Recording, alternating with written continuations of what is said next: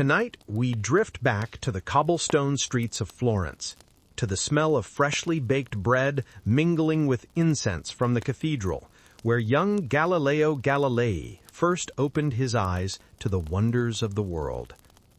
Imagine the flicker of candlelight catching in polished wooden tables, the quiet scratching of quills, and the occasional clatter of a horse-drawn cart outside. Here, in this vibrant city of art, music, and whispered arguments over philosophy, a child's curiosity began to stir, and with it, the spark of a mind that would later gaze far beyond Earth itself. So, before we begin, take a moment to like the video and subscribe if you'd like to hear more stories like this. And while you do that, feel free to share where you're listening from and the local time, letting a tiny human connection stretch across centuries. Now, dim the lights, let a gentle breeze whisper, and we'll ease into tonight's journey. Galileo was born on February 15, 1564, into a world that still measured truth in the weight of tradition rather than observation. His father, Vincenzo Galilei, was a musician and a mathematician of sorts, a man who understood that patterns, whether in music or numbers, revealed hidden truths about the universe. To young Galileo, these lessons were more than just academic exercises. They were invitations to question the world, to pull at threads no one else seemed to notice. Imagine a small boy, nimble and restless, turning over stones in the yard, counting their textures, their shapes, and perhaps wondering if the heavens above had similar patterns, just out of reach. Historians still argue whether this innate curiosity was a product of his family's encouragement or simply an irrepressible gift of temperament, but either way, it set him on a path that would never quite bend back toward ordinary life. Florence, at the time, was a city that hummed with possibility. Artists painted frescoes that tried to capture divine light, while scholars debated the natural laws that underpinned the visible world.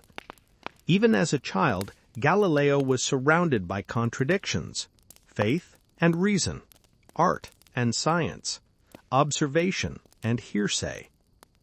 One charmingly odd anecdote recounts that young Galileo, fascinated with water, would sneak into fountains and canals to watch how currents twisted around stones, marking his notebooks with crude sketches, a childish version of what would later become experimental methodology. He was also known to have an irrepressible sense of humor, sometimes distracting his tutors by launching small pebbles to see how they bounced, timing their arcs with a precision that would foreshadow future experiments on motion. His schooling began under private tutors, a modest preparation in Latin, rhetoric, and arithmetic. But it was the subtle exposure to mechanical instruments like astrolabes and rudimentary clocks that truly captivated him. These objects, seemingly ordinary, revealed worlds governed by patterns, repetition, and predictability. Vincenzo encouraged these obsessions, gently steering his son's energy into music and mathematics, suggesting that perhaps the cosmos was no different from a symphony, each planet a note, each motion a rhythm. Even at this tender age, Galileo displayed a restless mind, a tendency to push questions too far and to imagine consequences too vast for a classroom. Interestingly, he was also a mischief maker in a quietly scientific way. Local legend claims that he once tied a rooster to a pulley in a neighbor's barn to see if it would ascend as he cranked it, a humorous, though ethically questionable, experiment in mechanics. Such stories, whether embellished or true, illustrate a core trait. His curiosity knew no bounds, and his imagination often outpaced the morals of polite society. Yet this audacity was tempered by a natural attentiveness to detail. Galileo could sit for hours watching a shadow shift across a wall, noting its speed, its subtle deviations, and wondering why it followed the patterns it did. The household was modest, but intellectually stimulating. Vincenzo often held small concerts in the evenings, mixing lute playing with spirited debates on musical tuning, harmony, and proportion. Galileo, seated cross-legged on the floor, absorbed every note, every mathematical argument hidden in sound. He saw the link between rhythm and reasoning, a connection that would later illuminate his studies on pendulums, oscillations, and celestial mechanics.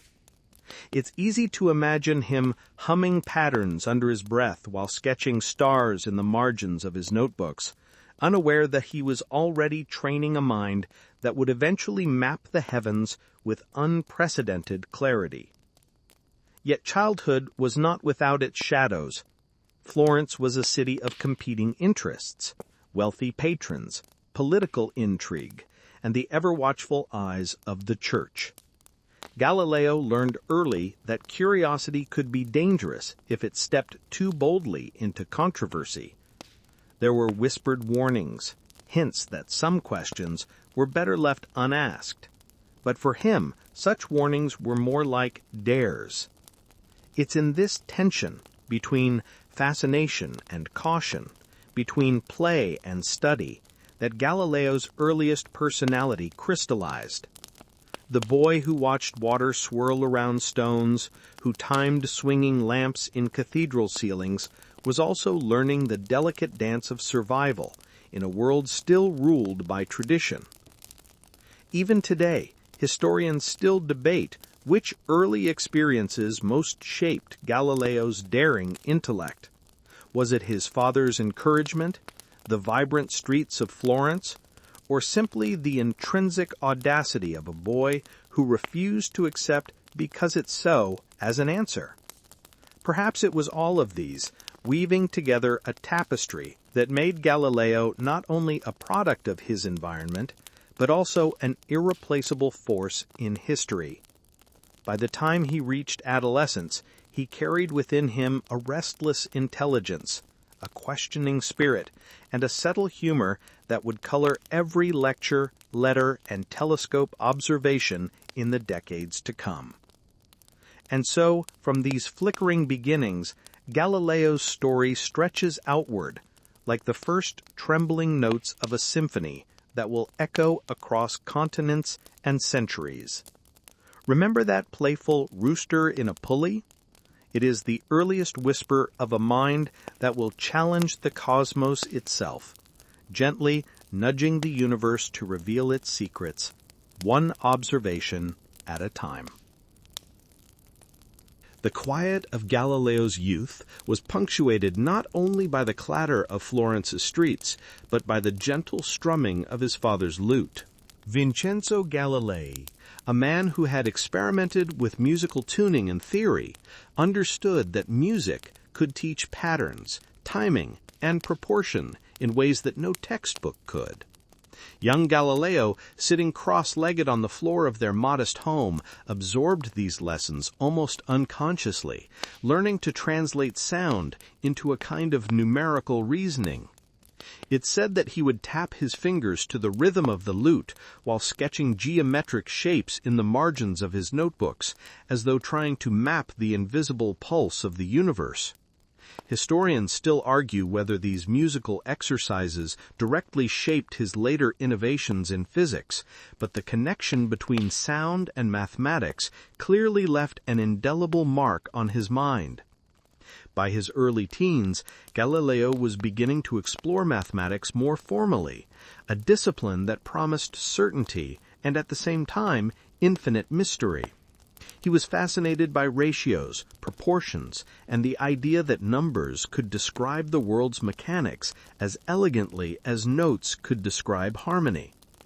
Quirky anecdotes suggest he once tried to calculate the exact number of tiles on a floor while lying on his back, mentally dividing them into complex fractions, a kind of numerical meditation, some would call it. It was a peculiar hobby, but it reflected the beginnings of an analytical mind that could simultaneously imagine and compute. Schooling for Galileo was a mixture of encouragement and discipline. His tutors introduced him to classical Latin texts, basic geometry, and arithmetic, but the child often bristled against rote memorization. Instead, he would ask questions that teachers could not immediately answer, like why a sound echoes differently in a large hall versus a small room, or how water curves as it pours from a jug.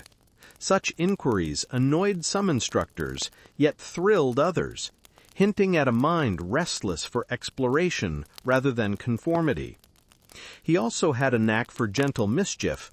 Legend claims he once filled a teacher's inkwell with water to see how the liquid would refract sunlight across the classroom, an early experiment in optics that went unnoticed in the excitement of the resulting rainbow. The broader environment of Renaissance Italy offered a unique laboratory for Galileo's curiosity. Florence was not just a city of art and architecture, it was a hub of intellectual ferment.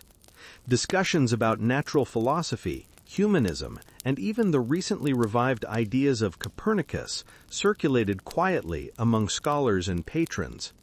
For a boy with Galileo's curiosity, these whispers were intoxicating. He began to absorb knowledge from every direction, blending lessons from music, mathematics, and the natural world into a personal framework of understanding. He observed, measured, and sometimes even manipulated his surroundings, not for mischief alone, but as a way of interrogating reality. One particularly charming story involves young Galileo observing birds in the city square. According to local lore, he would time their flaps, noting how quickly they rose and fell, and then try to replicate the motion by swinging small wooden models of wings from ropes attached to his window. He was attempting, in a rudimentary way, to grasp principles of motion and flight long before physics had formalized such laws. While it's impossible to verify every detail, the story captures the essence of Galileo's mind: playful, precise, and ceaselessly curious. His father's dual influence, music and mathematics, became a guiding principle in Galileo's worldview. Sound, pattern, and proportion were not isolated disciplines, but threads of a larger tapestry that connected human experience to the cosmos. Even seemingly minor details, like tapping his foot to a rhythm or sketching arcs in a notebook, trained his mind to recognize order in chaos. Historians still debate how much of this early integration of art and science contributed to his later discoveries, but it's clear that Galileo's thinking was already operating in multiple dimensions, blending imagination with rigorous observation. By the time he reached adolescence, Galileo's pursuits had expanded beyond music and numbers. He started experimenting with simple machines, levers, pulleys, and weights, and began keeping meticulous notes on their behavior. One tale, perhaps apocryphal but telling, describes him tying a string to a small wooden wheel and dropping it from his bedroom window to measure its fall, noting its speed and the slight wobble of its rotation. Whether or not this exact experiment occurred, it exemplifies a formative habit. Galileo's early instinct was to question, test, and quantify everything he observed. These experiences created a rhythm in his life that mirrored the harmonies he so loved. Observing water flow, timing swings, listening to music, counting tiles, everything became data points, patterns to decode. Quirky as it might sound, this early combination of auditory, visual, and tactile observation laid the groundwork for the systematic method of inquiry that would later shock Europe. He was learning that reality, like music, followed rules, but that careful listening could reveal variations and surprises hidden beneath the surface. So, as young Galileo matured, the line between play and study blurred. What others might dismiss as eccentricity, pebbles thrown in canals, swinging lamps, counting rooftops, was in fact the subtle cultivation of an observational genius. By intertwining the lessons of music with mathematics, he was composing a personal symphony of inquiry, preparing to translate the movements of the heavens into a language of measurement and rhythm. And one can almost imagine him humming a secret tune while sketching geometric patterns, unaware that centuries later we would still marvel at the scope of his vision. The older Galileo grew, the more his parents began to worry about what to do with him. His father, Vincenzo, was intelligent but struggling financially, his musical experiments rarely bringing in enough for comfort. The family needed a path that promised stability for their eldest son, and in Renaissance Italy there were only a few such paths open to a bright but not wealthy boy: law, medicine, or the church. The last of these seemed safest: spiritual, respectable, and, most importantly, funded. So, in his late teens, Galileo was sent to the monastery of Vallombrosa, nestled among the cypress trees outside Florence, where silence ruled and faith was meant to shape young minds into obedience. The monastery was serene, a world away from Florence's chatter and clatter.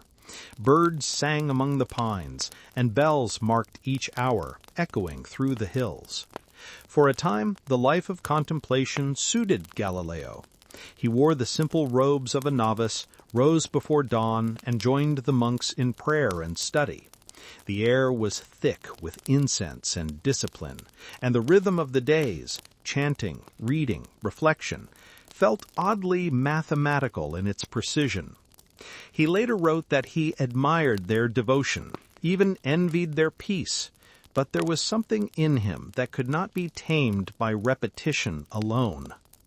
Historians still argue whether Galileo ever truly intended to take vows, or if he was merely sent there to straighten him out, as some families like to say. What's clear is that his natural curiosity found both nourishment and friction within those cloistered walls. The monks, many of them educated, encouraged study, and Galileo thrived on their lessons in logic, philosophy, and Latin. Yet when he asked why the stars moved in perfect circles, why God had chosen such geometry, the answers he received were less satisfying. Because divine perfection demands it, they told him. But Galileo was already learning to measure perfection differently. One legend, possibly embroidered over centuries, tells that he once built a sundial in the monastery courtyard using nothing but sticks, stones, and the shadow of the bell tower. When it began keeping time more accurately than the monastery's own hourglass, the elder monks were both impressed and mildly unnerved. A few whispered that the boy's intellect might prove dangerous if not properly guided. Others quietly smiled, perhaps sensing that such a mind could not stay long behind cloistered walls. During his time at Vallombrosa, Galileo developed an enduring fascination with light and shadow.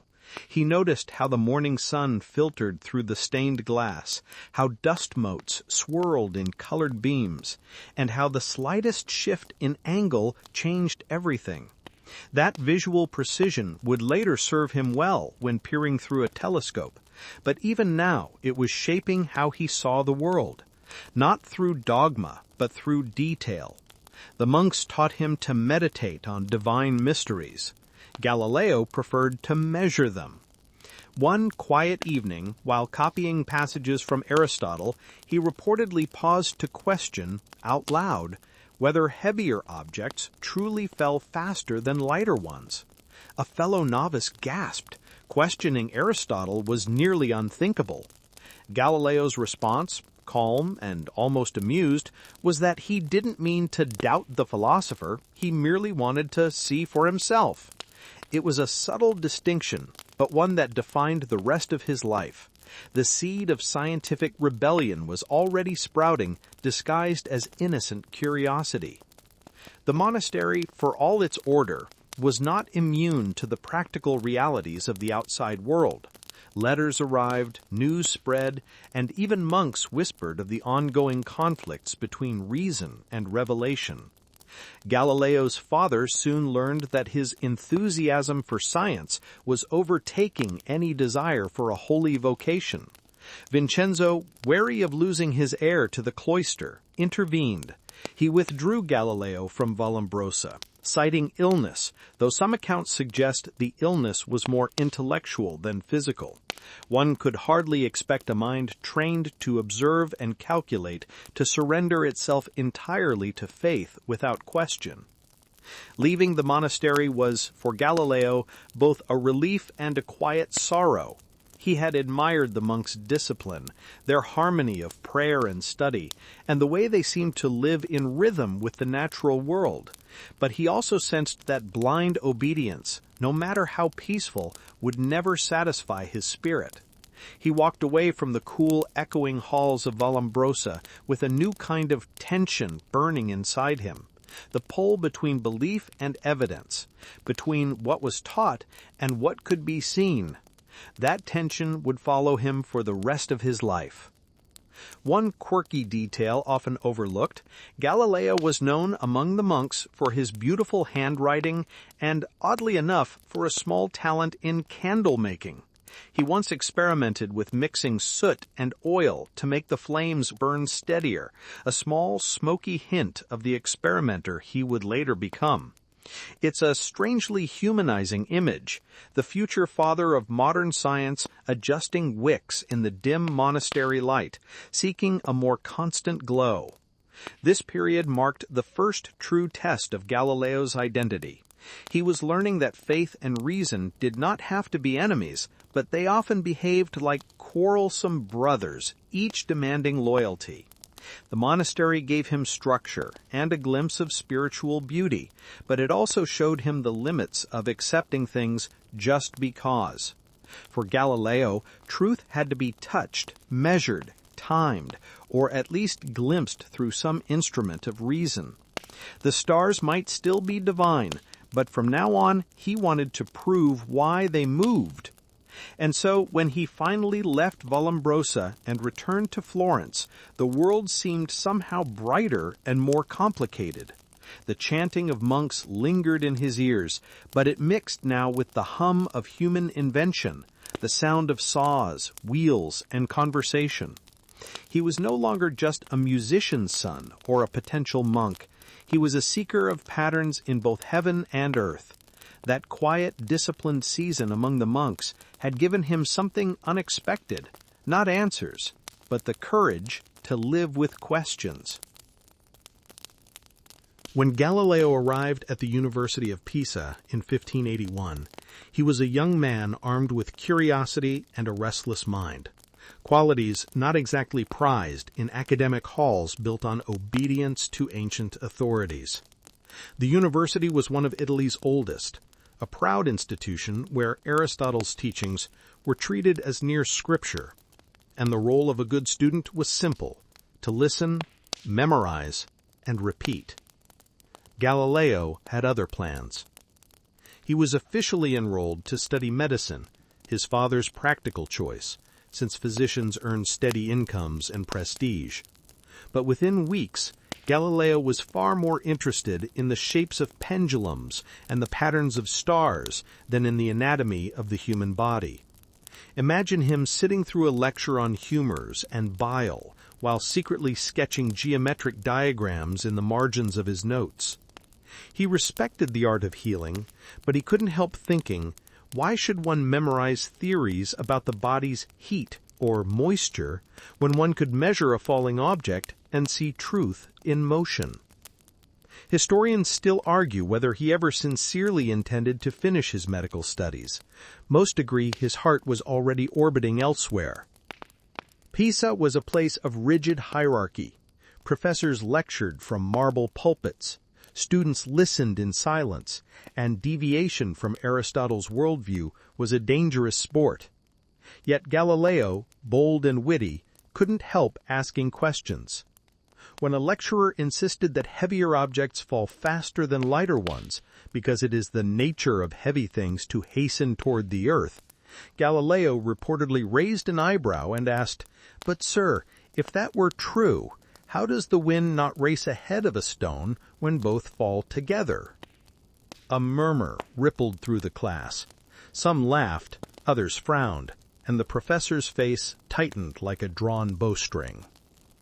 That small spark of defiance became his trademark. He didn't set out to humiliate anyone, he simply couldn't resist the urge to test ideas rather than recite them. This made him both magnetic and maddening to those around him. Admirers gathered, fellow students who whispered that Galileo had a gift for making the world make sense. But others, particularly older scholars, began to mutter that the boy from Florence lacked respect for the wisdom of ages. A few even called him pericoloso, dangerous, for his willingness to question sacred intellectual ground. Still, Galileo's charm kept him afloat. He had an easy laugh, a quick wit, and a gift for explaining complex ideas with vivid imagery. He once compared falling objects to dancers, each obeying its own rhythm, but guided by an unseen beat, a metaphor that probably delighted some and baffled others. His lectures, even as a student, drew small crowds of peers who preferred his animated explanations to the formal recitations of the official professors. It was during these years that he began to blend mathematics, observation, and philosophy in ways few others dared. He built small contraptions to test his ideas, a ramp to study rolling motion, a pendulum made from a lead weight and a piece of string, and even crude measuring devices to time intervals. One quirky story tells of him using his pulse as a stopwatch, counting beats as a pendulum swung, trying to prove that its period remained constant regardless of amplitude. That pulse experiment, legend says, came to him while watching a swinging lamp in the cathedral at Pisa, a moment that would echo through his entire career. Galileo also made his first serious intellectual ally at Pisa, Ostilio Ricci, a mathematician who recognized the young man's brilliance and quietly encouraged him to pursue geometry and mechanics instead of medicine. Ricci introduced him to Euclid and Archimedes, two thinkers who would later serve as Galileo's invisible companions through every discovery. Under Ricci's mentorship, Galileo began to believe that mathematics was not merely a tool for architects and merchants, it was the true language of nature. Still, rebellion had its price.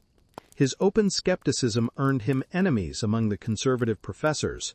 They grumbled about his arrogance, his laughter, his insistence that Aristotle could be wrong.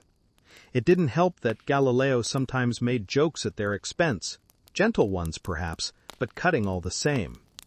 If heavy things truly fall faster, perhaps wisdom should descend quickest upon the thickest skulls. That line, whether apocryphal or not, captures his blend of humor and defiance, the kind that makes a legend, but also makes life difficult in a university ruled by hierarchy. Historians still debate whether Galileo ever performed the famous leaning tower demonstration at Pisa during these years, dropping spheres of different weights to show they hit the ground together. Some believe he did it publicly. Others say he only described it theoretically.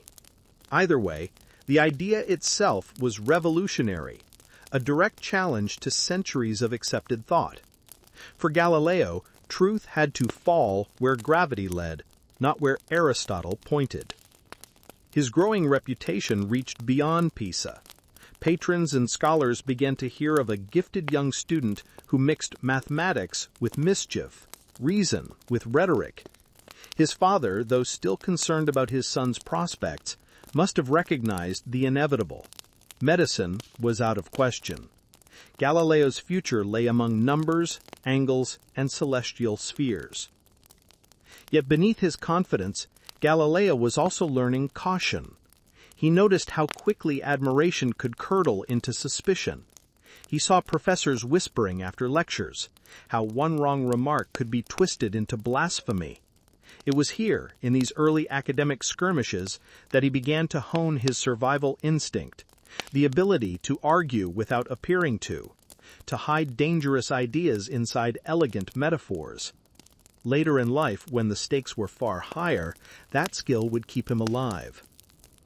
One small but telling detail survives from this period: Galileo's habit of doodling spirals and geometric shapes in the margins of his lecture notes.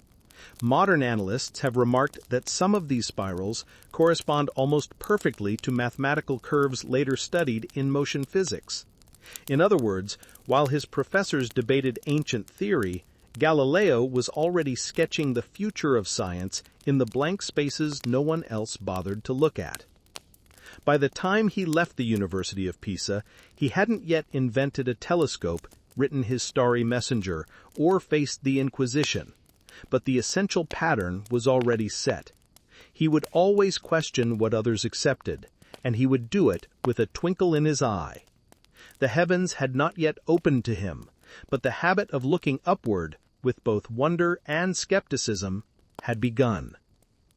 And somewhere, perhaps in a quiet corridor or beside a sunlit window, Galileo likely looked out toward the horizon, feeling the strange pull that would guide his life, the conviction that the universe itself might be waiting for someone brave enough to ask how it truly worked. One afternoon in Pisa, the young Galileo found himself standing beneath the vaulted ceilings of the great cathedral, waiting for Mass to begin. The air was heavy with incense, the kind that clings to stone and time alike, and the choir's voices drifted upward into the dome like mist. Above him, a great bronze lamp, suspended from a long chain, had just been lit. Perhaps a breeze or the warmth of a nearby candle set it swaying, gentle and slow. Most worshippers would have found it soothing. Galileo found it suspiciously regular. He watched the lamp sway back and forth, his sharp eyes narrowing. Its movement seemed measured, almost musical. He placed his fingers to his wrist, feeling his own pulse tick like a metronome against the rhythm of the swinging light. A whisper of realization flickered in his mind. No matter how wide or narrow the arc, the timing of each swing stayed the same. The idea was simple enough to seem absurd, but to Galileo it was profound. Time itself, he realized, might be hiding inside motion. That moment, whether embellished by later storytellers or not, has become one of science's most romantic legends. Historians still argue whether Galileo truly made this discovery inside Pisa's cathedral or later, during his formal studies. Yet wherever it happened, it marked the beginning of a lifelong obsession with motion, rhythm, and the laws that govern how the universe moves. Back in his small room, Galileo couldn't stop thinking about the lamp.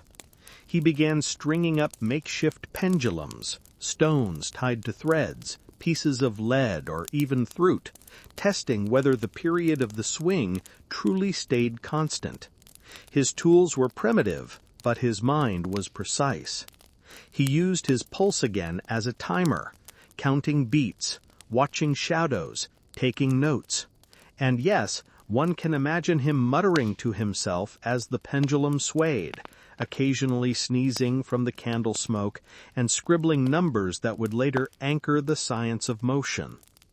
Soon he realized that the pendulum's rhythm could be used as a reliable timekeeper. This was more than a curiosity, it was a revelation. Until then, time was measured with sundials and hourglasses, devices prone to error and whimsy. But this simple swinging object, graceful, steady, obedient, was the heartbeat of nature itself. Galileo's insight would one day make possible accurate clocks, astronomy measurements, and mechanical precision. But for now, it was just him and a stone on a string, quietly rewriting how humans understood time. Of course, not everyone appreciated the beauty of his idea. When he tried to explain it to his professors, they dismissed it as youthful exaggeration. Objects move differently when God wills it, one scoffed. You see only patterns where there are none. Galileo merely smiled and thought to himself, "Then I'll count again."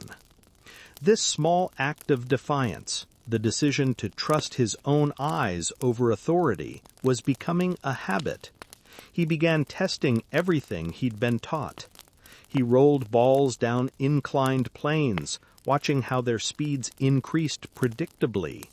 He dropped weights, timed bounces, measured angles with string and chalk. Pisa's ancient classrooms, echoing with the mutter of old Aristotelian logic, had no idea they were hosting the birth of experimental science. One quirky anecdote claims that Galileo's roommates grew annoyed by the constant clinking of pebbles and the rhythmic tapping of his pendulums at night. They called him l'uomo del battito, the man of the beat. Supposedly, one evening when they begged him to stop, he replied with a grin, "I'm only keeping time with the universe." Whether true or not, it's the sort of story that captures his essence perfectly. Part genius, part trickster, all curiosity. Through these experiments, Galileo began uncovering a world governed by consistency rather than chaos. The pendulum, simple as it seemed, whispered something comforting, that nature followed patterns, that every motion could be described by number and ratio. And somewhere deep in his musician soul, the son of Vincenzo Galilei recognized it as music, the harmony of motion. Each swing a note, each repetition a rhythm older than any song. Still, Galileo's fascination with the pendulum was not just philosophical, it was practical. He realized it could regulate mechanical devices, making measurements more precise. He later imagined building a pendulum clock, an idea that would be refined by others long after his death. But the seed was his, planted during that quiet afternoon in the cathedral, while everyone else was praying. There's a poetic irony here. While others in the church looked to the heavens for divine order, Galileo found divine order in a swinging lamp, earthly, mechanical, and measurable. To him, the sacred didn't have to be mysterious. It could be counted, tested, and observed. It was faith in numbers, not in miracles. And perhaps that was his first quiet heresy. As his confidence grew, Galileo began presenting small demonstrations for fellow students and professors. He showed them that motion, not weight, determined the rhythm of a pendulum swing. Some were intrigued, others rolled their eyes. But even skeptics couldn't deny that his demonstrations were mesmerizing. Watching a simple object obey invisible laws had a strange power, a glimpse of order in an unpredictable world. Historians still debate just how revolutionary Galileo's early pendulum studies were in his own time. Some argue they remained personal curiosities until much later. Others insist they fundamentally shifted how he approached every experiment afterward. What's certain is that the pendulum became a symbol of Galileo's way of thinking, elegant, repetitive, endlessly revealing. He was beginning to sense that motion was not chaos, but a form of poetry, a rhythm that could be written down in numbers instead of words. Each swing, each rolling ball, each falling object was a verse in the song of the universe, and Galileo, young and ambitious, had found its tempo. When he walked once more into the cathedral, perhaps weeks later, he must have looked up at that same lamp with a knowing smile. The priests saw light illuminating devotion. Galileo saw light illuminating truth. In that moment, time itself had become his companion, ticking silently between the swings of a pendulum, whispering, "Measure me if you dare."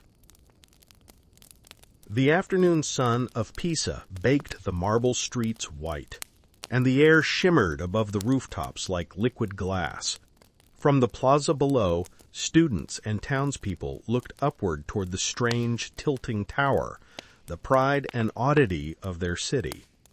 On that day, or so the legend goes, a young professor named Galileo Galilei climbed its winding staircase, carrying two spheres of different weight in his hands.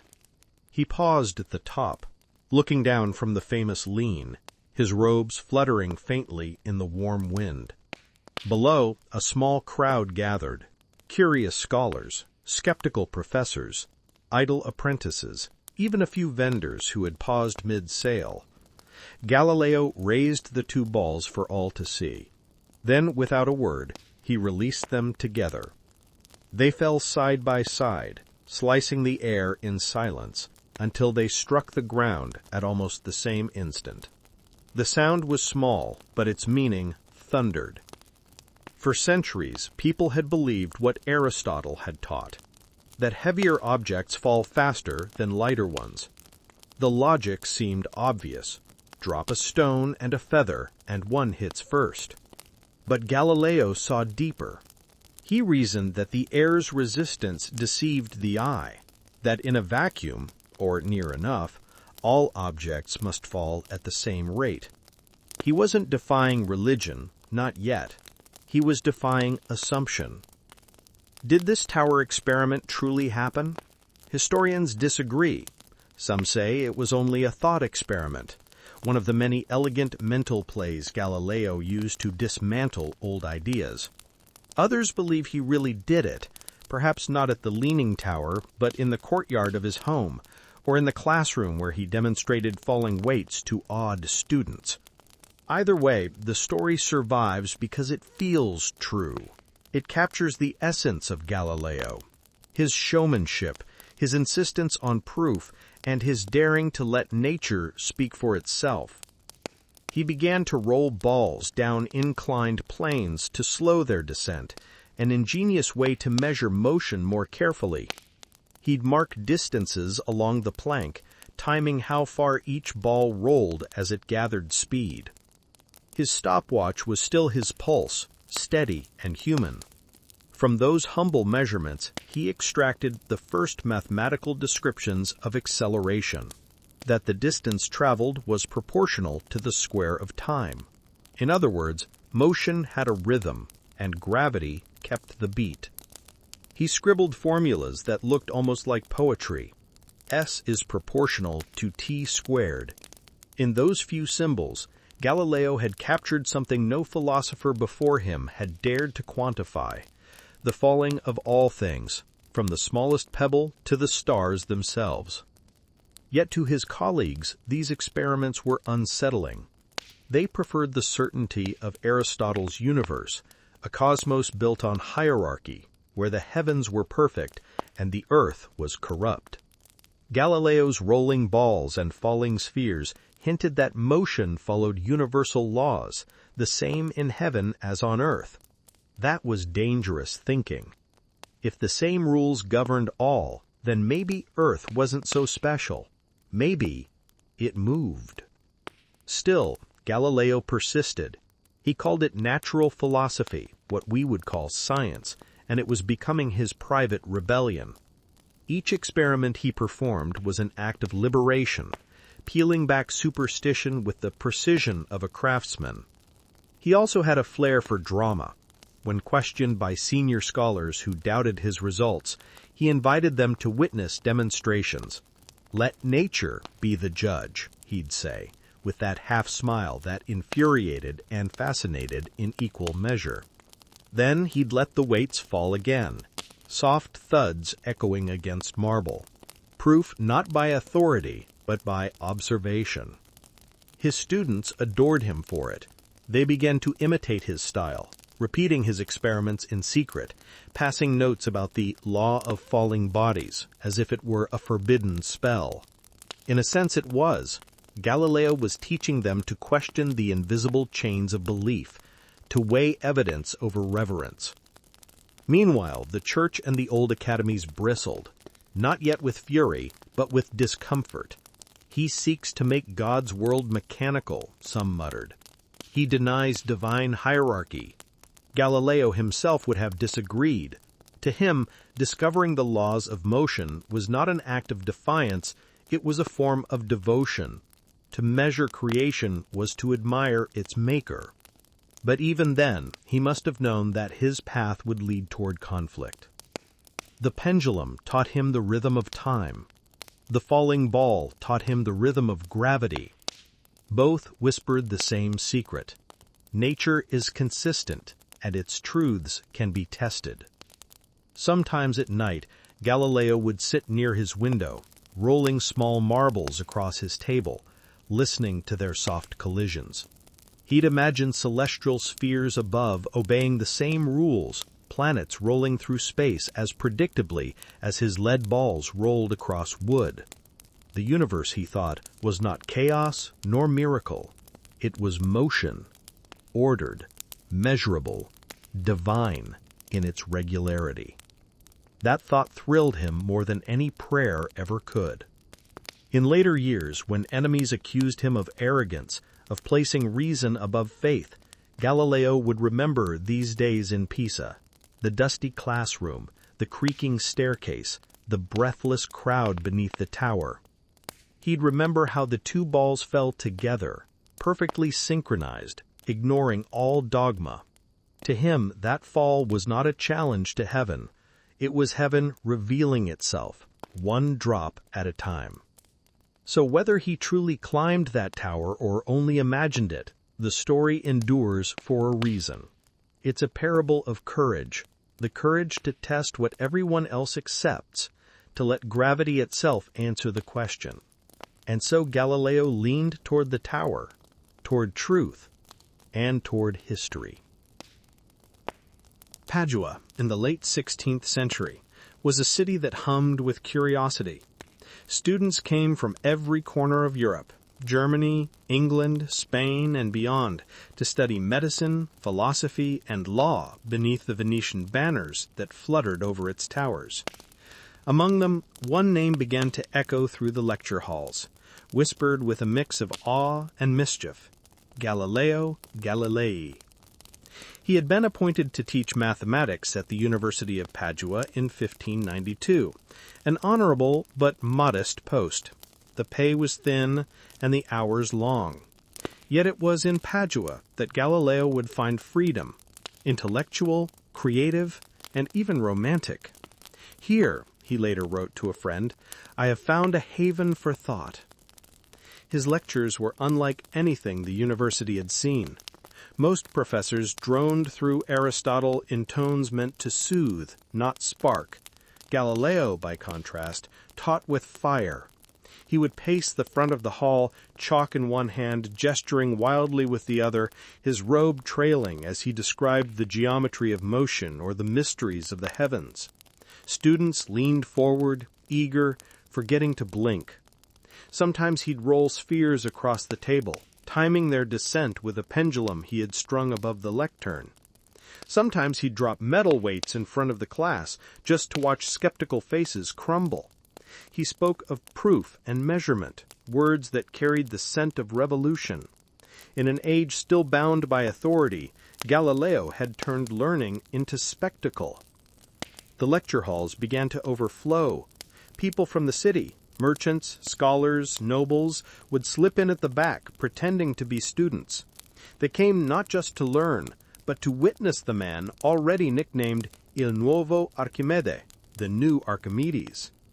But fame came with expectation. His students adored him, yes, but he still needed income to sustain his growing household. Galileo had taken in a woman named Marina Gamba, with whom he would have 3 children. They never married, a quiet scandal. It was said he preferred equations to ceremony, and though he loved his children deeply, he kept their existence discreet, for fear of damaging his reputation among the pious.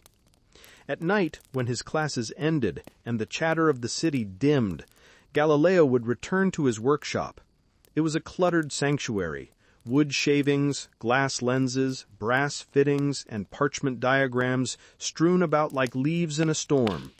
There he built, tinkered, and tested.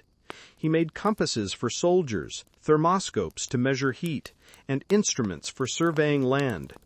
Everything he sold helped fund his experiments. He once wrote to a friend that mathematics was the alphabet in which God has written the universe, and he meant it. Each experiment, each device was another sentence in the divine manuscript.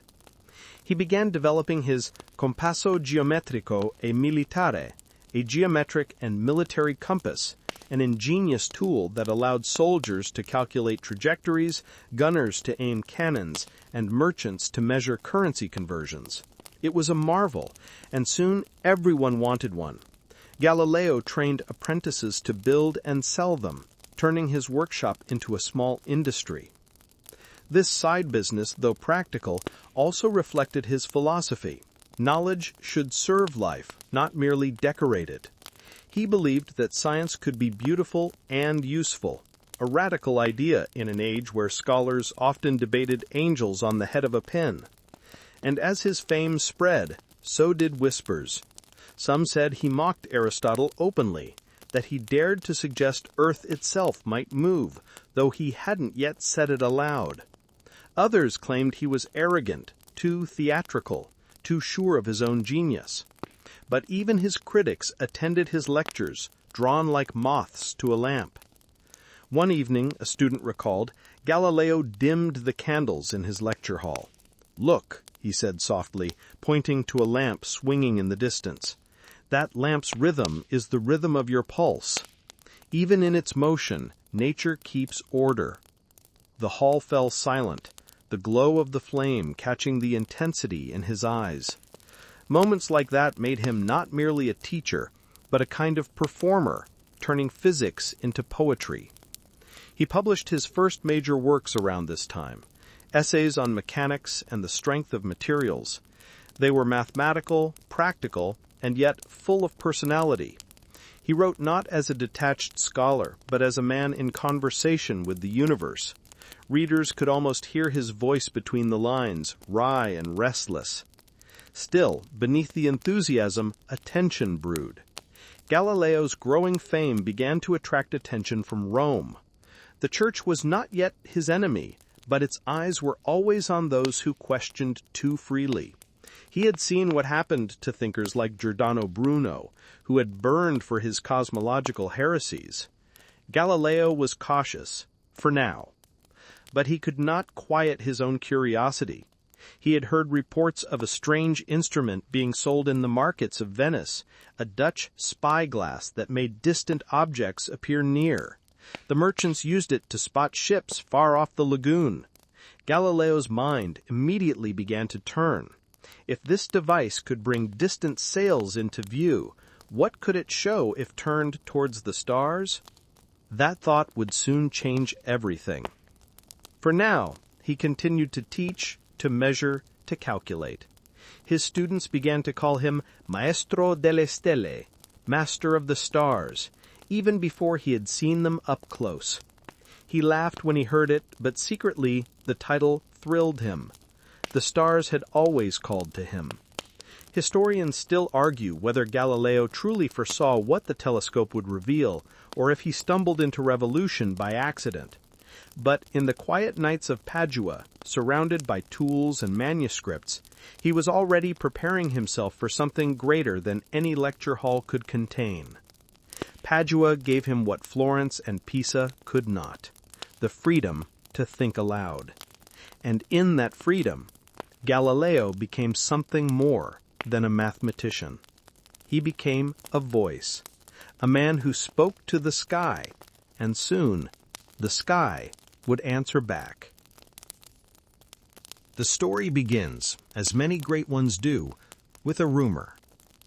In the summer of 1609, while Galileo was still teaching in Padua, a traveler brought word of a new invention from the Netherlands, a curious little tube with lenses that made faraway things look close.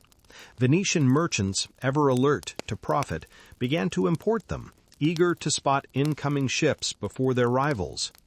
To most people, it was a clever toy, a novelty. To Galileo, it was a revelation waiting to happen. He didn't have the original Dutch device in his hands. He only had descriptions, rough sketches, vague notes on lens curvature. But that was enough.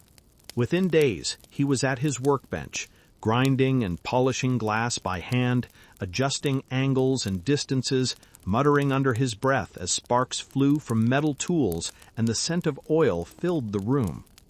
The first one he made magnified things 3 times. Good, but not good enough. He made another, then another. By the time the moon rose over Padua that week, Galileo had crafted one that magnified nearly 30 times, clearer, sharper, steadier than any other in Europe. He called it his occhiale, his eye. And naturally, the first thing he did was take it outside and point it at the heavens. Imagine that moment. A man in his 40s standing alone on a quiet balcony holding a long brass tube toward the night, the air cool, the city asleep, the stars shimmering like spilled salt. He lifts the telescope to his eye, and the universe changes. The moon was not smooth, as philosophers had always said, but scarred and rugged, covered in craters and shadows like the mountains of Tuscany. It was another world, not a perfect divine sphere, but a place of dust and valleys and light. Galileo staggered back, heart pounding. He adjusted the focus, stared again, tracing the jagged rim of a lunar crater with trembling fingers. The moon, untouchable, eternal, was flawed, imperfect, alive. He began sketching feverishly by candlelight, shading craters, marking shadows. The more he looked, the more he found. Bright peaks, deep basins, lines that seemed to shift as the light changed. The telescope had become a bridge to another reality, and Galileo crossed it gladly. Next, he turned it toward Jupiter. There, he noticed something even stranger. 4 tiny points of light hovering near the planet. At first he thought they were distant stars, but over the next nights he saw them move, sometimes in a line, sometimes clustered together, sometimes hidden behind Jupiter's glow. They weren't stars after all. They were moons, 4 of them, circling the giant planet in a dance of perfect silent rhythm. This was heresy of the most elegant kind. The old belief, as Aristotle's and the churches, was that everything in the heavens revolved around Earth. Yet here was Jupiter, with its own miniature system of satellites, spinning in defiance of that sacred order. Galileo named them the Medicean stars, after their patrons, the powerful Medici family of Florence. A clever choice. By flattering their name, he secured not only fame, but protection. And so the stars became his allies, both in science and survival. Each night he aimed his telescope somewhere new. He saw countless stars invisible to the naked eye, the Milky Way no longer a faint mist, but a river of light, teeming with thousands upon thousands of hidden worlds. He saw Saturn too, though his telescope was not strong enough to resolve the rings clearly. He described it cautiously. It appears to be 3 bodies, almost as if it had ears. Historians still smile at that phrasing. Galileo had glimpsed the rings of Saturn without quite realizing it. And when he looked at Venus, he saw phases, just like the moons, sometimes crescent, sometimes half, sometimes full. This, more than anything else, proved that Venus revolved around the sun, not Earth. The old cosmology was cracking apart under the weight of observation. By early 1610, Galileo was ready to announce his discoveries to the world. He published Sidereus Nuncius, the Starry Messenger, a slim book that landed like a thunderclap across Europe. In it he described the mountains of the moon, the moons of Jupiter, and the infinite splendor of the heavens. Scholars gasped, theologians frowned, poets wept. To read the Starry Messenger was to feel the universe expanding beneath one's feet. The work spread like wildfire. Students copied it by hand, Scientists scrambled to build their own telescopes to verify his claims. Some confirmed them, others refused to look through the lenses at all, muttering that such instruments deceived the senses. Galileo chuckled. "They would rather be blind than wrong," he said dryly. He returned to Florence that year, welcomed as both a prodigal son and a national treasure. The Grand Duke of Tuscany appointed him chief mathematician and philosopher, a position with prestige and freedom.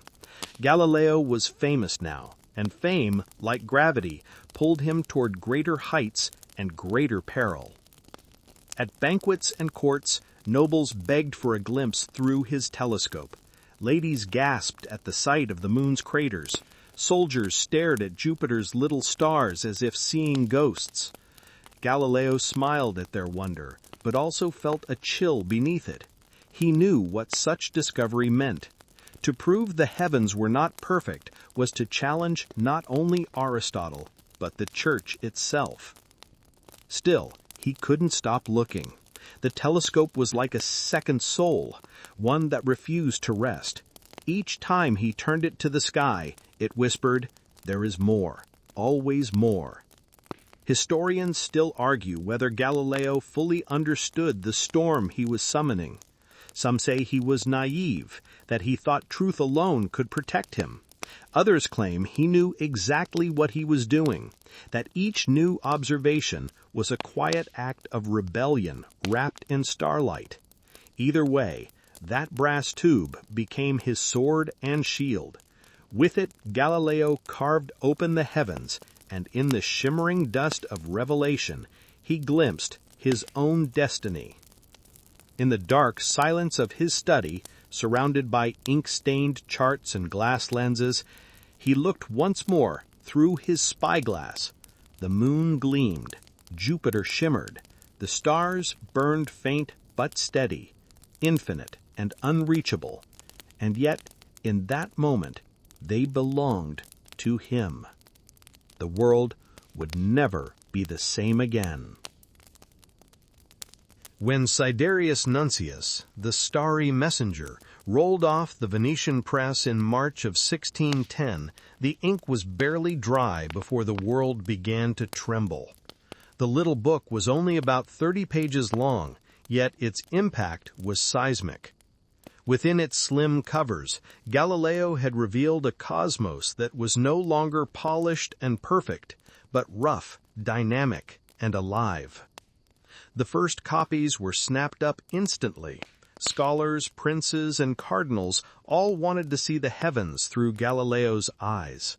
His words carried the crisp clarity of someone who had seen, not speculated, not imagined, but witnessed. The moon, he wrote, was a world of mountains and valleys, its surface no less rugged than the earth itself.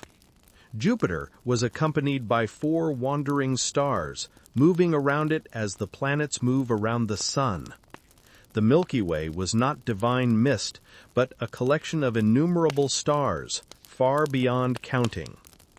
In the salons of Venice, men debated by candlelight whether such claims could be true. Some called him a prophet of a new age. Others hissed the word heretic. But all agreed on one thing: the sky would never again seem simple. Within weeks, Galileo was the most famous man in Italy. Letters poured in, some congratulatory, others furious. Ambassadors requested telescopes. Kings sent envoys. The Grand Duke Cosimo II de' Medici, whom Galileo had flattered by naming Jupiter's moons the Medicean stars, invited him back to Florence as court mathematician and philosopher. Galileo accepted eagerly. He packed his lenses, his notebooks, and his pride and left Padua behind. The journey home felt triumphant. He was returning not as a struggling teacher, but as a star in his own right. Crowds gathered to greet him in Florence, cheering the man who had dared to touch the heavens with glass and mathematics. But fame, as Galileo would soon discover, was a double-edged telescope. It magnified both admiration and envy. Within the university circles, whispers spread. Scholars who had spent their lives defending Aristotle bristled at being upstaged by a mathematician with a gadget. The telescope deceives the senses, some insisted. Others refused to look through it entirely, fearing what they might see. I do not need to gaze upon Jupiter to know that it does not have moons, one professor famously said. The heavens are perfect by definition. Galileo, ever the provocateur, couldn't resist mocking such stubbornness. It is a curious blindness to close one's eyes and then complain that the room is dark. Still, he needed allies. The church loomed large, and its theologians had little patience for cosmic rearrangements. Copernicus had already whispered a century earlier that Earth might move around the sun, but the idea had been dismissed as a mathematical convenience, not a truth. Galileo, however, was threatening to make it physical, visible, and undeniable. But his charm worked wonders. He gave demonstrations to nobles and bishops, letting them peer through his telescope and gasp. Even skeptics found their certainty slipping when they saw the moon's craters or Jupiter's 4 tiny companions dancing in orbit. For a moment, faith and evidence met on common ground. Each lens polished, each breath held. The Grand Duke's court adored him. He became a fixture at banquets, entertaining guests with stories of the stars. He was witty, sharp, and just self-aware enough to know how to play the game. But beneath the laughter, he was restless. The more he saw through his telescope, the less he could keep silent. Each new discovery deepened the cracks in the old cosmic order. The phases of Venus proved it revolved around the sun. The strange ears of Saturn hinted at celestial complexity no philosopher had predicted. Even the sun itself, when viewed through smoked glass, revealed dark spots, sunspots, slowly shifting across its surface. The sun, the very symbol of divine perfection, was blemished. Galileo's notebooks filled with sketches, black blotches crawling across the solar disk, like soot on divine fire. He wrote that these spots rotated with the sun, showing that even that great orb spun. To the devout, it was unthinkable. To Galileo, it was exhilarating. The heavens are not immutable, but living, changing, and vast beyond imagination. Historians still argue whether Galileo fully understood the danger in these words. Did he see himself as a martyr for truth, or was he merely caught in the momentum of discovery, like a man running downhill faster than he meant to? Perhaps both. For now, he basked in triumph. The Medici adored him, scholars sought his mentorship, and his daughters, little Virginia and Livia, were old enough to understand that their father was a man the world whispered about. Galileo wrote tenderly to them from Florence, calling Virginia his little celestial star. Later, she would take the name Sister Maria Celeste when she entered a convent, a reflection of how deeply his heavenly obsessions had seeped into the family. But as the months passed, the tone of the letters he received began to change. Friendly curiosity gave way to formal warnings. Jesuit astronomers in Rome began to publish corrections to his findings, suggesting that the telescope introduced distortions. Others accused him of misinterpreting Scripture, of undermining the perfect heavens described in the Bible. One letter from a Dominican priest politely reminded him that Scripture cannot err, though its interpreters may. It was a gentle threat wrapped in silk. Still, Galileo pushed forward. He published letters defending his discoveries, always with wit and irony. "I think," he wrote, "that in disputing the heavens, it would be more fitting to first look at them." Behind closed doors, however, his friends began to worry. The Roman Inquisition had long memories and little sense of humor. But Galileo believed his position under the Medici, and his growing fame would shield him. After all, he was not preaching heresy. He was describing what he could see. Surely truth could not be a sin. But the stars, once his allies, had begun to whisper differently. They had given him glory, yes, but they had also placed him under a light too bright to hide beneath. Night after night, he stood at his window, telescope in hand, the hum of Florence below him, the vast silence of the universe above. Through the lens he saw chaos, moons, mountains, and stains of shadow where perfection once reigned. Yet in that chaos he saw a deeper order, one written not by priests or poets, but by the laws of nature itself. He whispered to himself almost a prayer, "Eppur si muove," and yet it moves. By 1611, Galileo Galilei was no longer just a scientist. He was a sensation.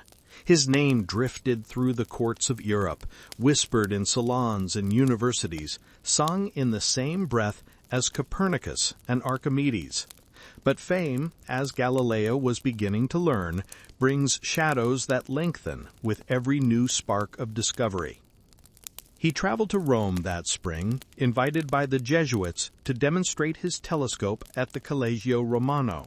The Eternal City greeted him like a visiting prince.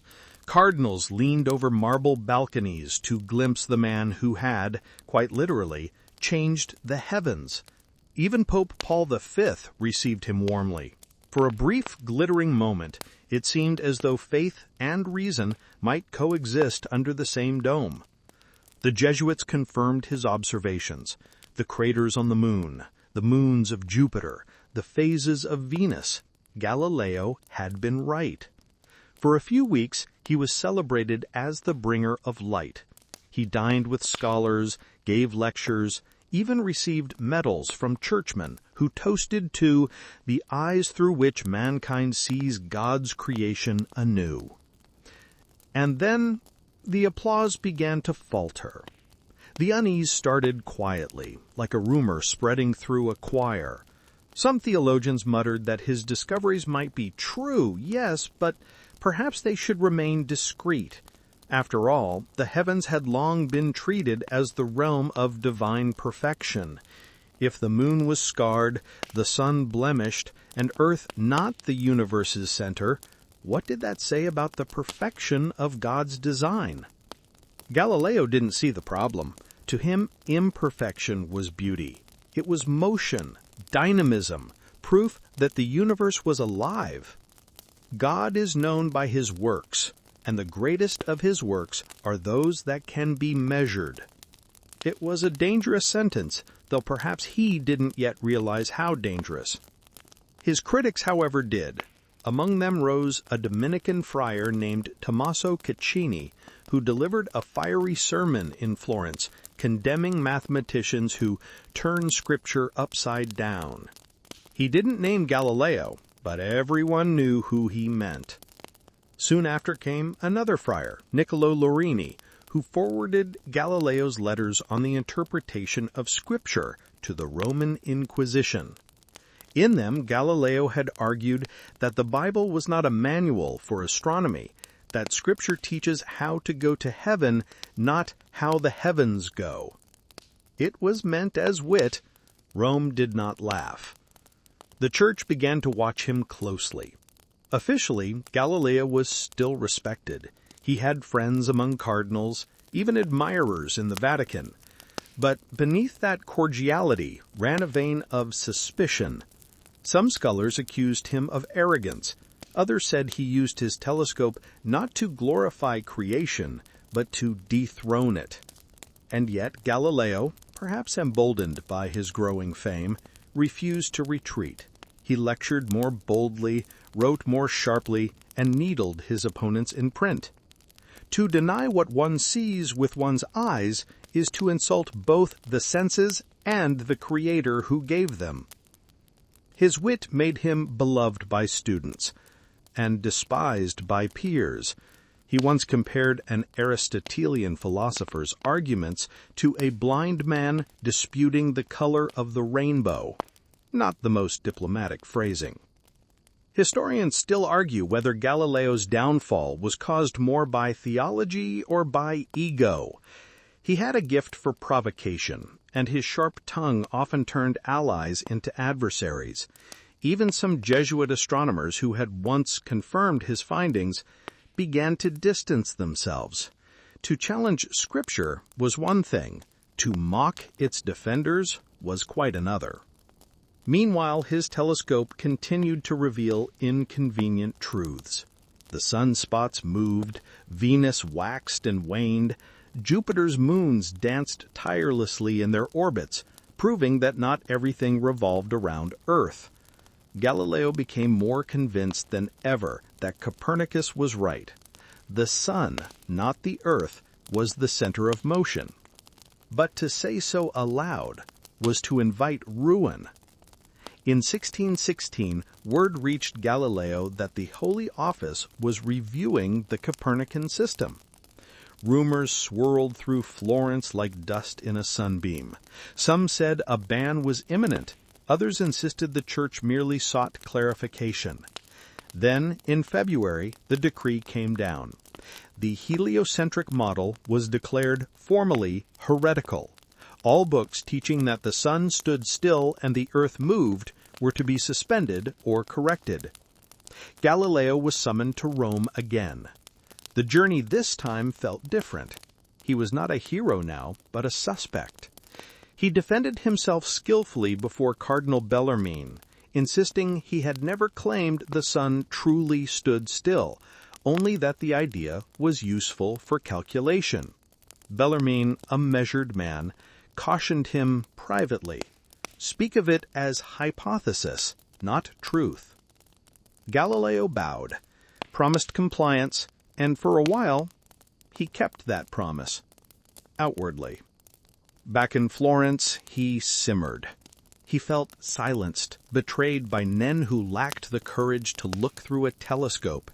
He continued his research quietly, exchanging letters with scholars across Europe, including Johannes Kepler in Germany. Together, their correspondence shimmered with the light of a new age of science, one that could not yet speak its name. To the public, Galileo seemed to retreat into gracious retirement. To his students, he whispered lessons of motion, optics, and the quiet certainty that truth could not be chained forever.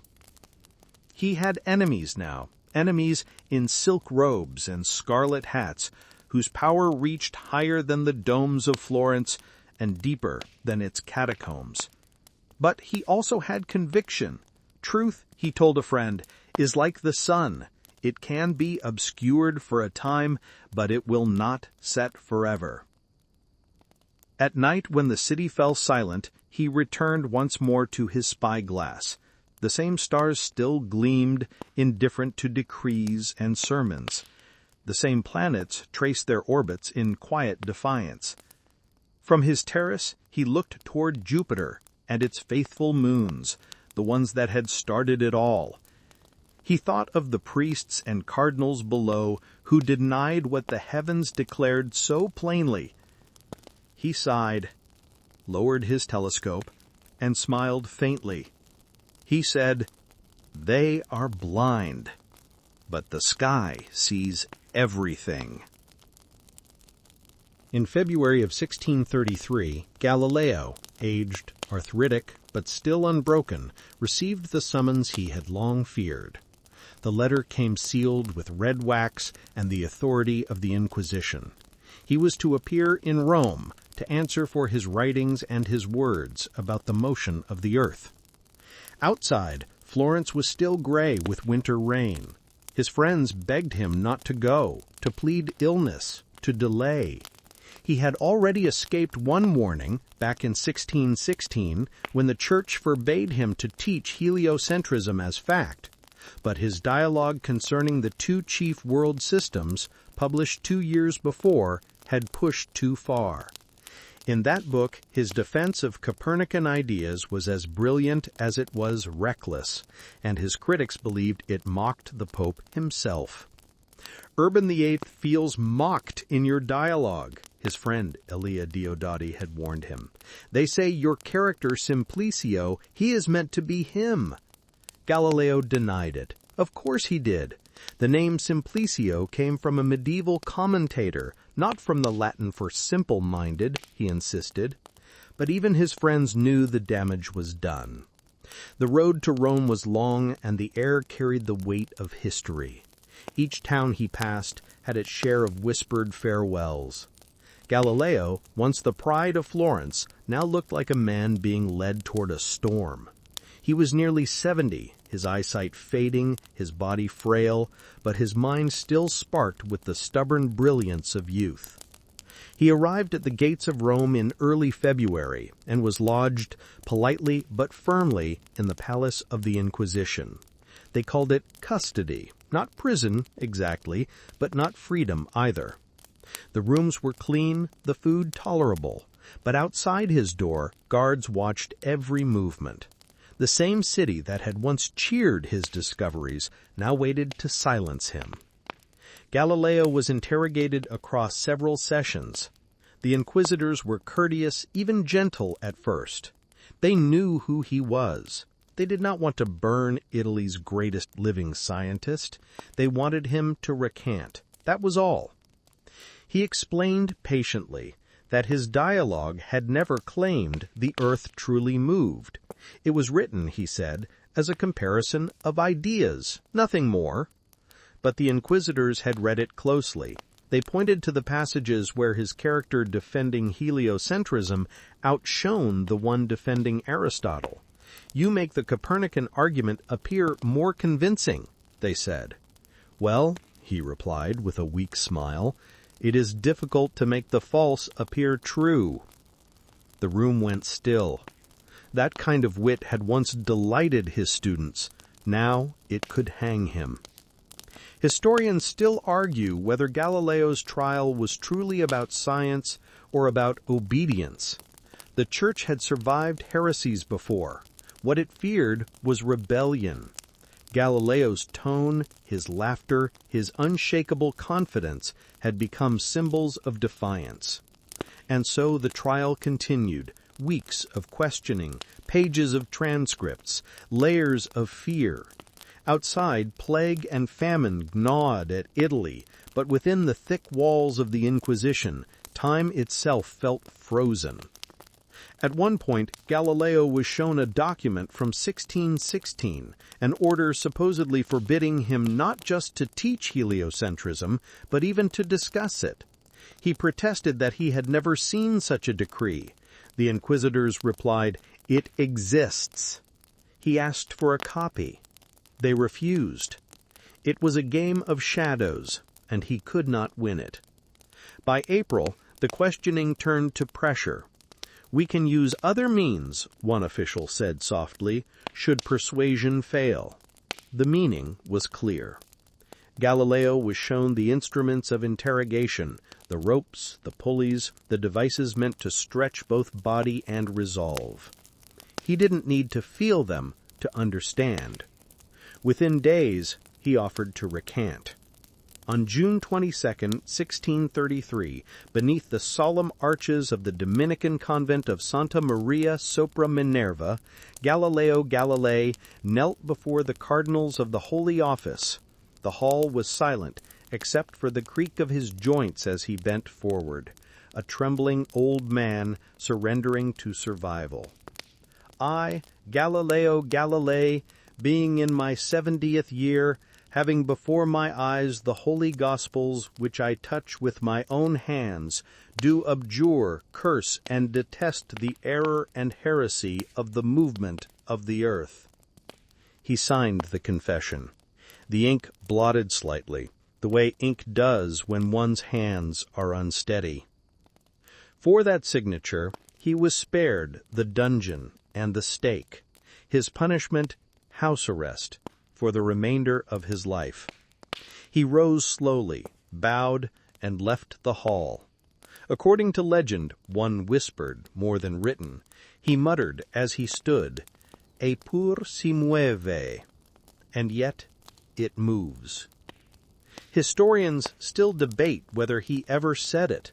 The phrase does not appear in any official record until long after his death. But perhaps that doesn't matter. The line fits him too perfectly.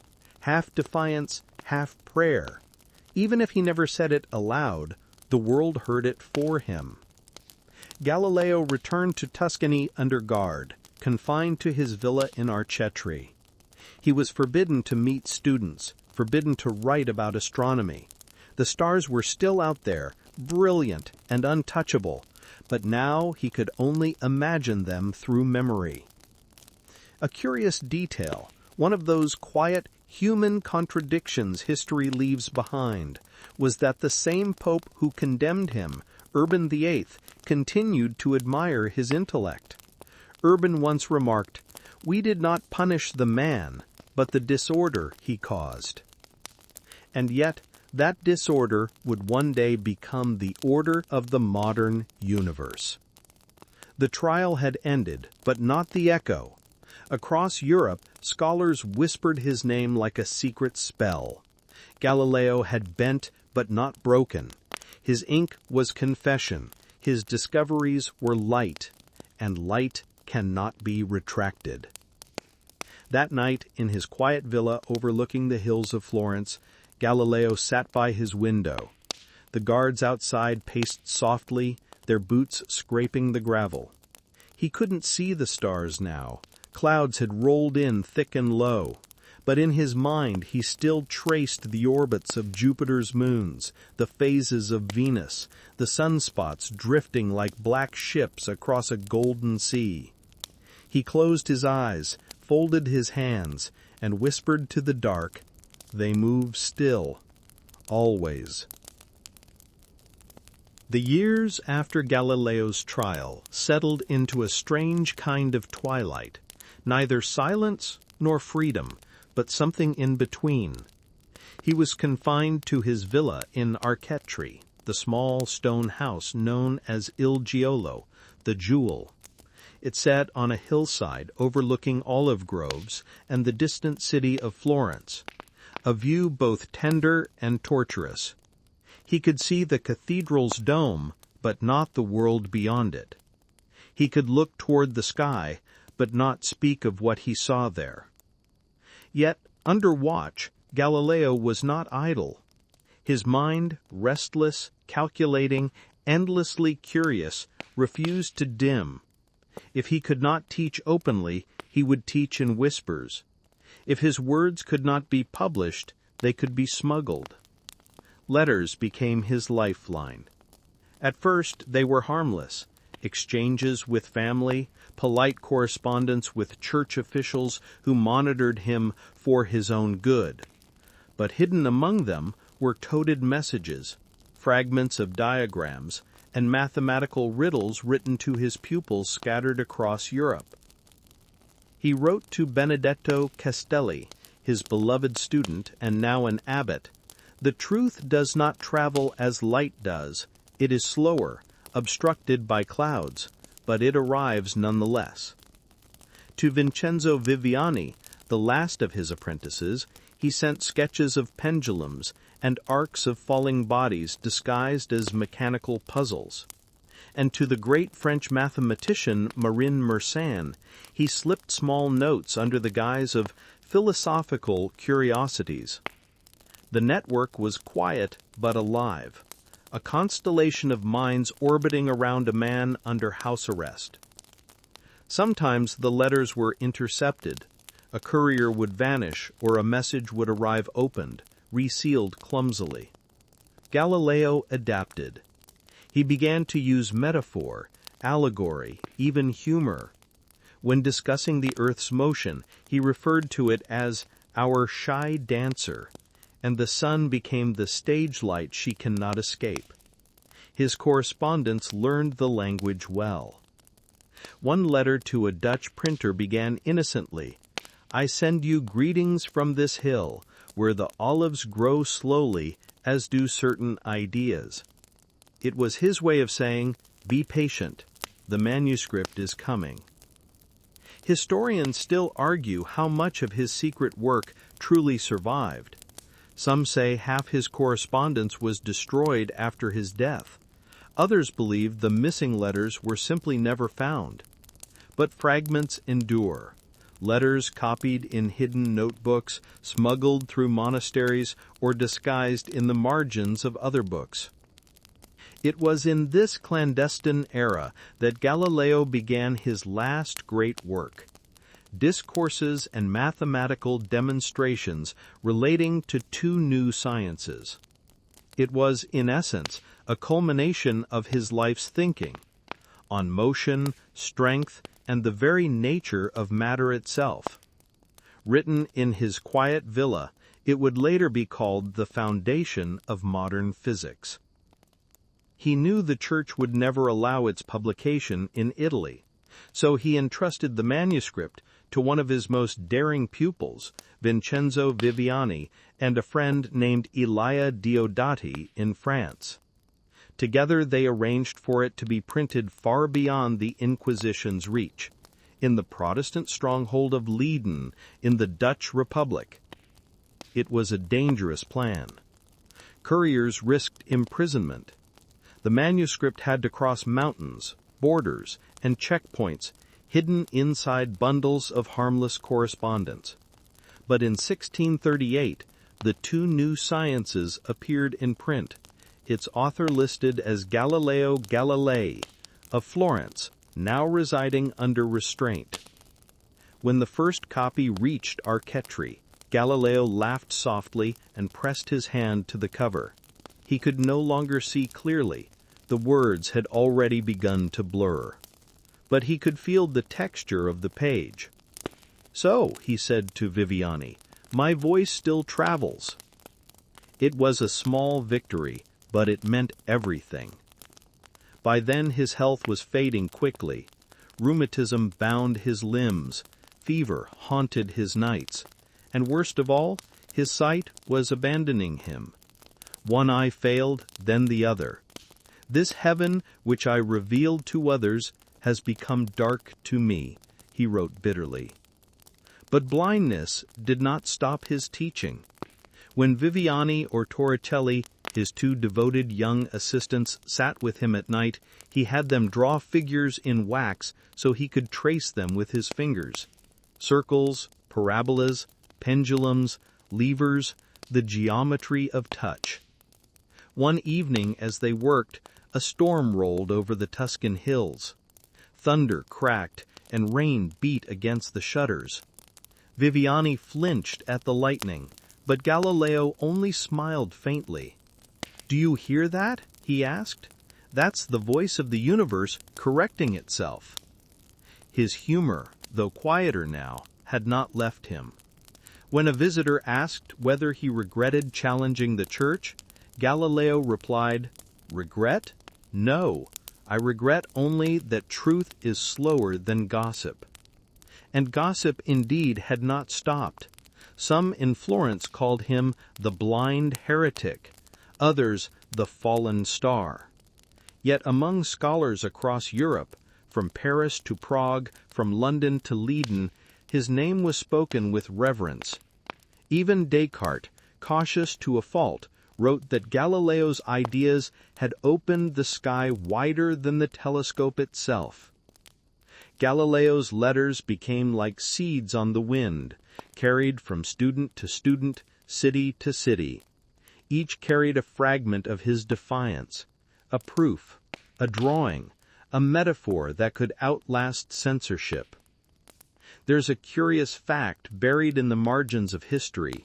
One letter smuggled to Poland was reportedly read aloud to a young astronomer who would later influence Isaac Newton. Whether true or not, it's a fitting image. The old man's words drifting unseen across Europe, landing in the minds of the next generation. By the late 1630s, the world outside his villa was changing. Telescopes had improved. Maps of the moon grew more precise. Scholars began to speak carefully of planetary motion rather than heresy. The walls that confined him could not contain the revolution he had begun. One night he dictated a final message to a friend in France.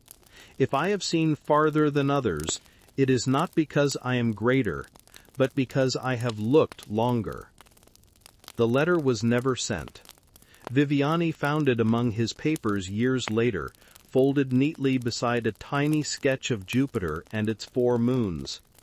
Even blind, Galileo still drew them, the faithful companions of his youth.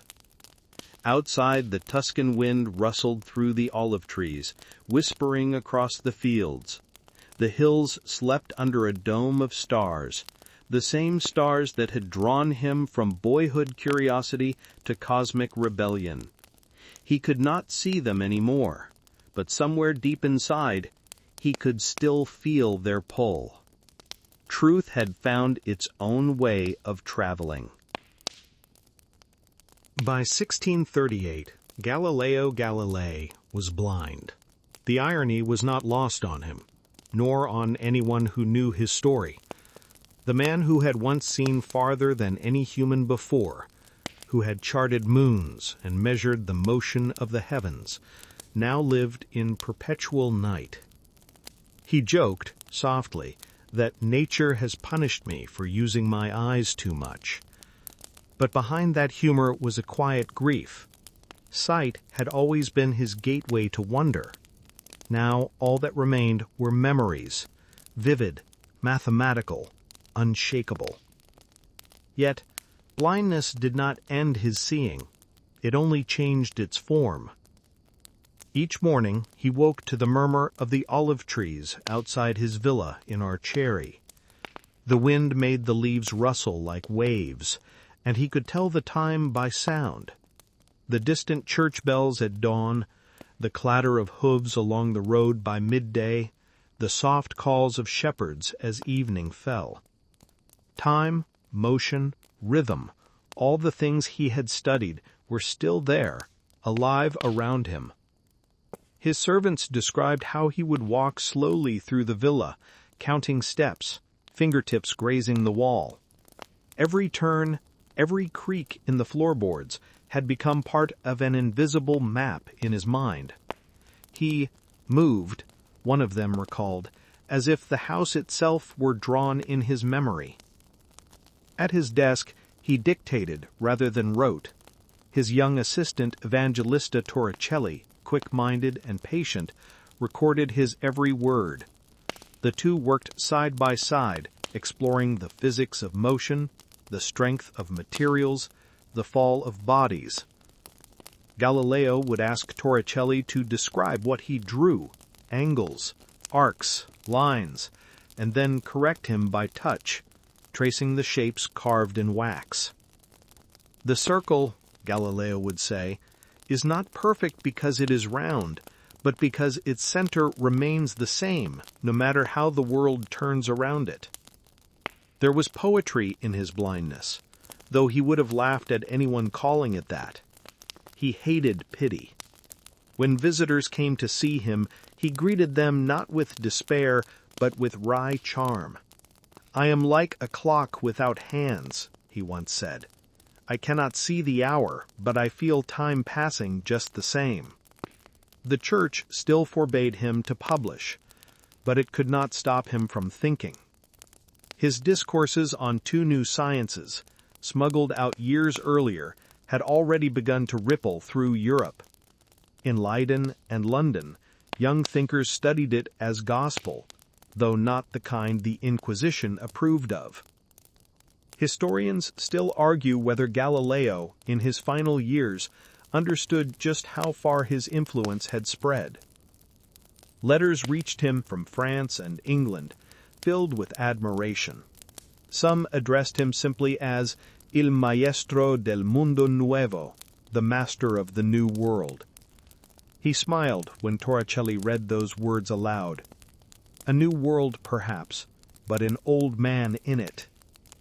His daughters were his comfort, especially Sister Maria Celeste, his favorite, who lived in the nearby convent of San Mateo.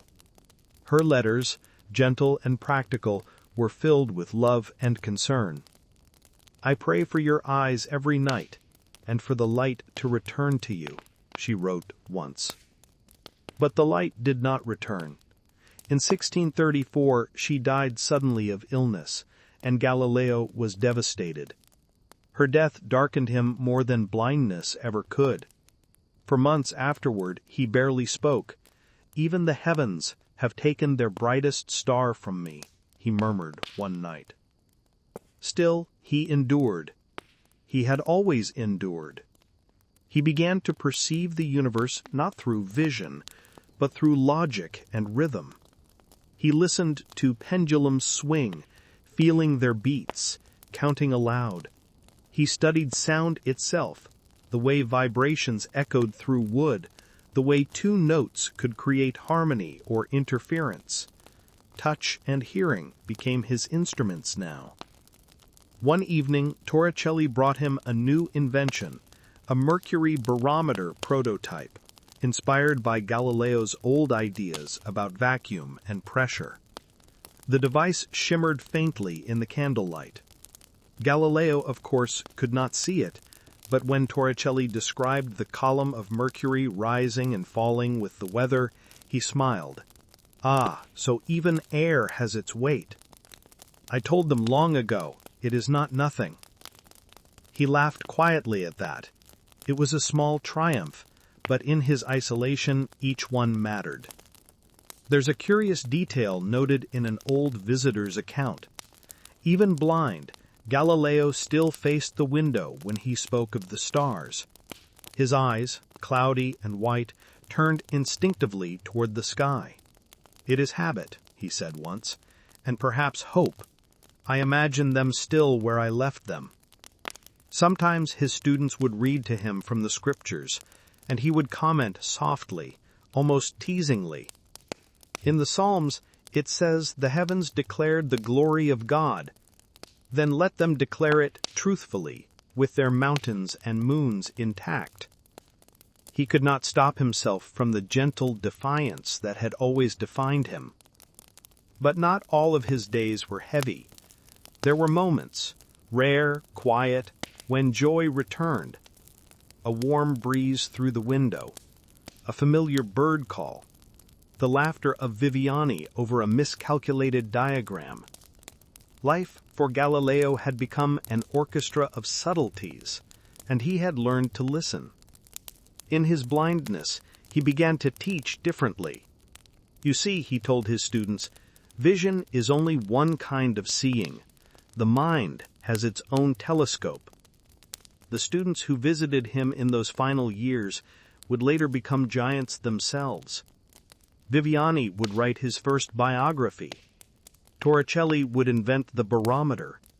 Each of them carried forward a piece of the old man's stubborn brilliance, a man who refused to let darkness end his search for light.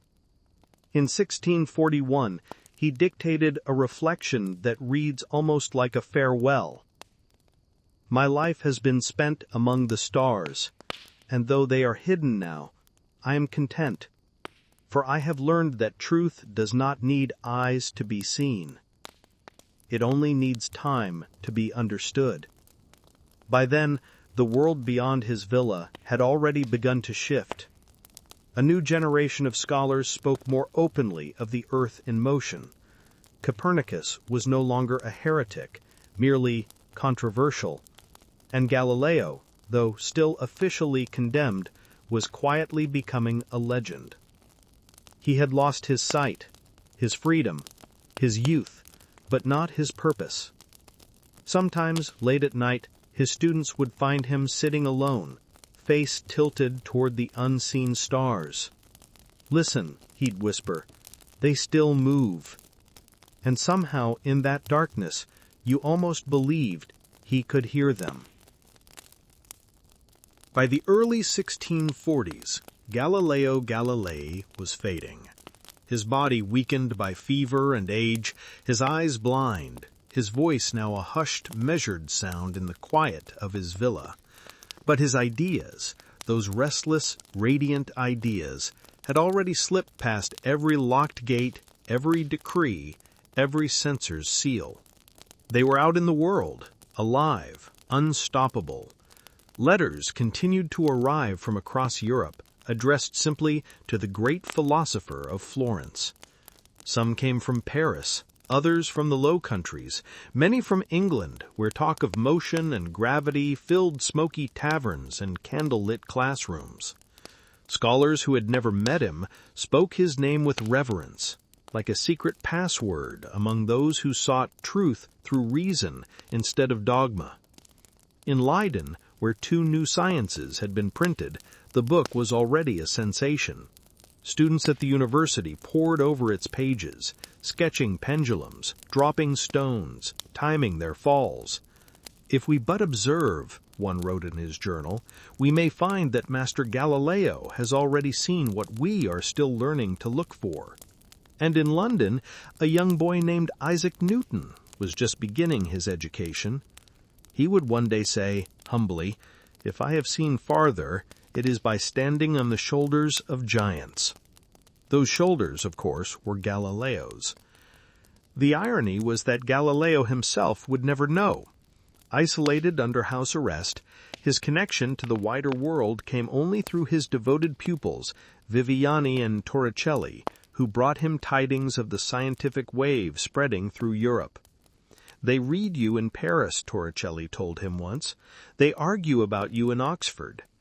Galileo smiled faintly. "Good," he said. "Let them argue. That is how truth learns to walk." He had always believed that controversy was a sign of progress. To him, silence, not disagreement, was the true enemy of knowledge. Meanwhile, his discourses began to reshape how people understood the physical world. His discussions of motion laid the groundwork for classical mechanics. His insights into acceleration and inertia quietly rewrote the laws of nature as Aristotle had left them. Historians still argue whether Galileo truly foresaw Newton's laws in full, or whether Newton simply refined them. But even the most cautious agree that Galileo built the foundation, the bridge between speculation and science, between belief and proof. His ideas reached beyond physics, too. Philosophers in France and Germany began using his methods, observation, experiment, and mathematical reasoning, to question everything from medicine to politics.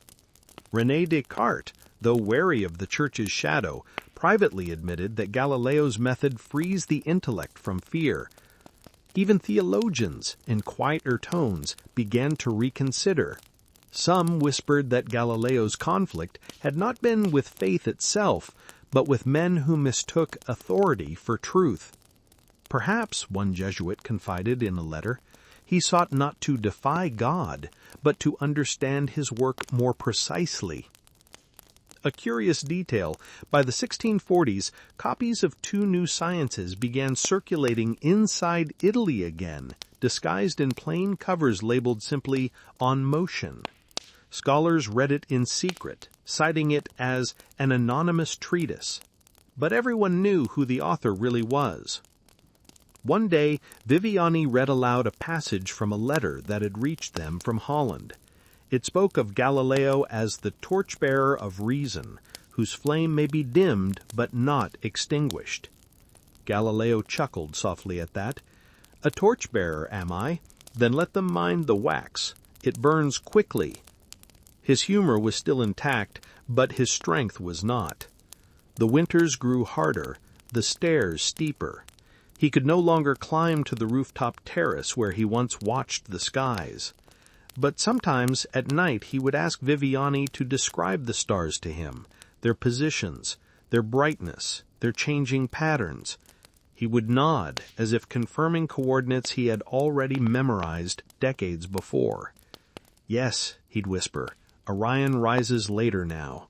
The world still turns." In 1642, a new year dawned cold and clear over Tuscany. The olive trees outside Il Gioiello were silvered with frost, and the bells from San Mateo carried faintly through the air. Galileo, now 77, lay in his bed, his hands folded across a worn wool blanket. Viviani and Torricelli kept watch, reading to him from Psalms, from Aristotle, from his own notes. He would stop them occasionally to correct a phrasing or recall a detail. Even near death, his precision remained. On the evening of January 8, 1642, as the last light faded, Galileo's breathing slowed. He asked to hear the sound of the wind one more time. The shutters were opened, the air drifted in, cool and clean. "So quiet," he murmured. "Even the heavens are listening." He passed that night, peacefully. The church refused to allow his burial in consecrated ground. They feared his grave would become a shrine for heretics. So he was laid to rest in a small side chapel at Santa Croce, Florence, without monument, without inscription. But the world outside his grave kept moving. Within decades, his once condemned theories became the bedrock of modern science. Telescopes multiplied across Europe. Observatories rose where monasteries once stood. Newton's Principia, published just 45 years later, built directly on Galileo's mathematics of motion. Every orbit traced, every falling apple measured, carried a whisper of the blind old man from Arcetri. Even the church would eventually change. More than a century later, in 1737, Galileo's remains were reinterred in the main basilica of Santa Croce, Florence, beneath a grand monument built in his honor. Visitors from across the world came to stand before it. And then centuries after that, the Vatican itself quietly admitted what Galileo had always known: the earth moves. In a way, it was the final proof of his favorite theory, that truth, though delayed, can never be denied forever. Today, his name lives not just in books, but in the stars themselves. The moons of Jupiter still bear his discovery. The spacecraft Galileo, launched by NASA, once orbited that same giant planet, turning its camera toward the heavens he had first revealed through glass and faith. And somewhere, in that silent expanse of space, the echoes of his questions still travel outward, unhurried, unstoppable. He had once said, "All truths are easy to understand once they are discovered. The point is to discover them." And so the discovery continues. Galileo's sight may have failed, but his vision never did. It leapt continents, crossed centuries, and reshaped the world he could no longer see. Centuries have passed since Galileo Galilei drew his last breath in that quiet Tuscan villa. Yet the silence that followed was never truly empty. It hummed, softly, endlessly, with the echo of his defiance, his wonder, his laughter. That same silence fills observatories today.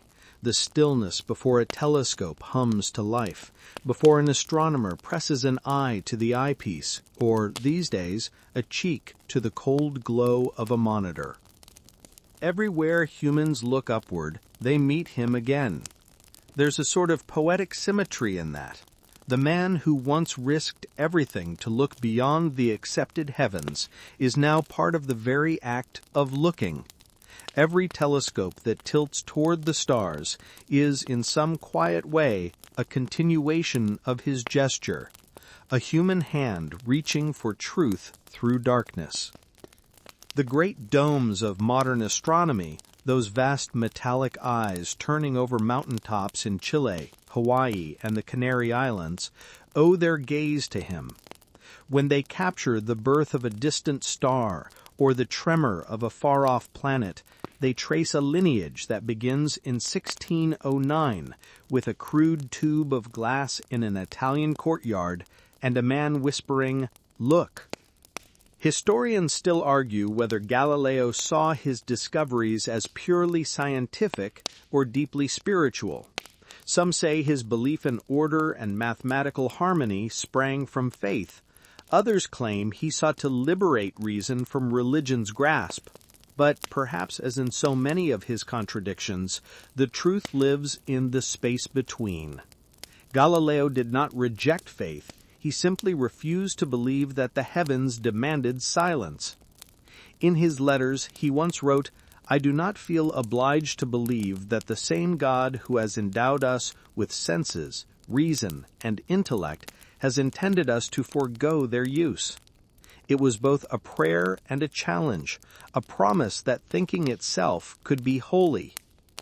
Over time, his reputation transformed from heretic to hero, from accused blasphemer to symbol of intellectual courage.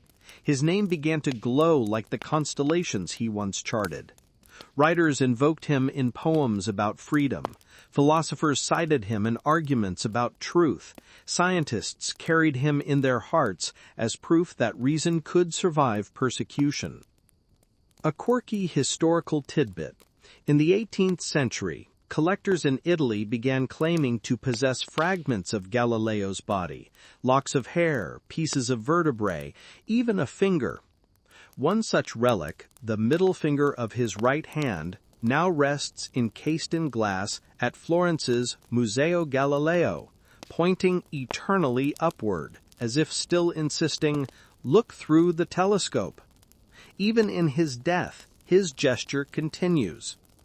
The Church, once his fiercest adversary, eventually looked again through its own lens.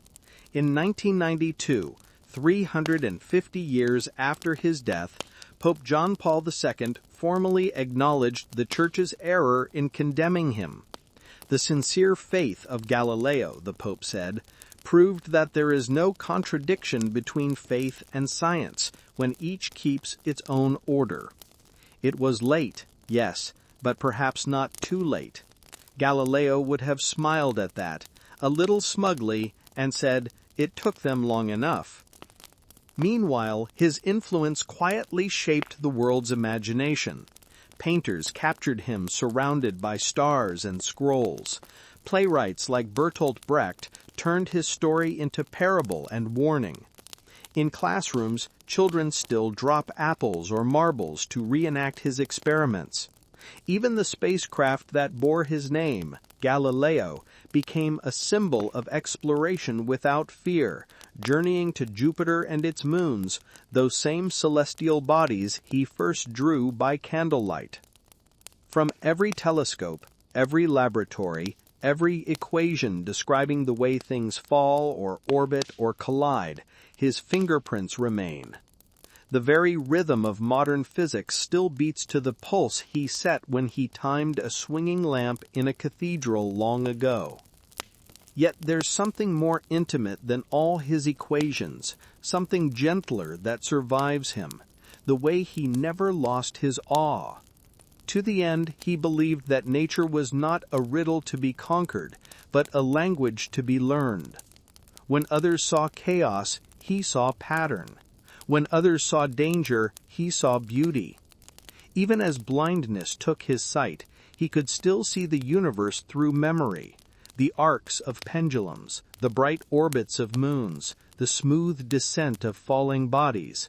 His eyes closed, but his mind stayed open, forever mapping motion across the cosmos. And so tonight, when you stand outside and tilt your head upward, remember that you are sharing his view. The light that reaches you has traveled for centuries, touching everything he ever studied. The same moon he sketched now floats in the same silence. The same stars he named still shimmer like scattered notes from his celestial symphony. If you listen closely to that silence, the soft hum between crickets and wind, you might almost hear him again, a calm, persistent voice saying, "Look closer." Because that was always Galileo's secret, not just the courage to question, but the tenderness to wonder. His story reminds us that truth doesn't roar, it whispers. That discovery doesn't always begin in triumph, but in quiet curiosity. And that even when the world demands silence, the stars still speak. The night remains vast, the earth still turns, the pendulum swings, as it always did. And somewhere, between faith and freedom, between motion and stillness, the spirit of Galileo still leans toward the tower, still tilts his gaze upward, and still dares to see.